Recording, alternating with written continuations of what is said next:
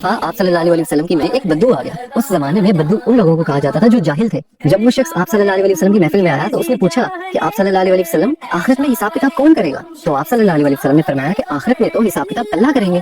تو اس بدو نے دوبارہ پوچھا کہ اللہ کریں گے حساب کتاب؟ آپ صلی اللہ علیہ وسلم نے فرمایا ہاں اللہ کریں گے۔ یہ بات سن کر تو بدو مسکرایا اور کہنے لگا کہ آپ صلی اللہ علیہ وسلم مجھے اجازت دے، اور وہ وہاں سے اٹھ کے چلا گیا۔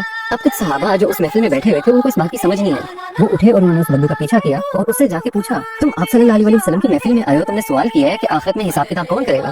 آپ صلی اللہ علیہ وسلم نے تمہیں جواب دیا کہ اللہ کرے گے، تم مسکرا کے اٹھ کے کیوں آ گئے ہو؟ تو اس بدو نے مسکراہٹ سے کہا کہ اگر اللہ تعالیٰ نے آخرت میں حساب کتاب کرنا ہے تو اللہ تعالیٰ تو بڑا غفور و رحیم ہے، وہ تو مجھ سے میری ماں سے زیادہ پیار کرتا ہے۔ کیا میری ماں مجھے جہنم کی آگ میں جلا سکتی ہے؟ جب میری ماں نہیں جلا سکتی تو وہ رحیم و کریم میرا مالک میرا اللہ مجھے کیسے جہنم کی آگ میں پھینک سکتا ہے؟ تو صحابہ آئے آپ صلی اللہ علیہ وسلم کے پاس اور بولا کہ آپ صلی اللہ علیہ وسلم اس طرح اس بدو کے پیچھے گئے تو اس نے یہ بات کی ہے کہ اللہ تو بڑا رحیم ہے۔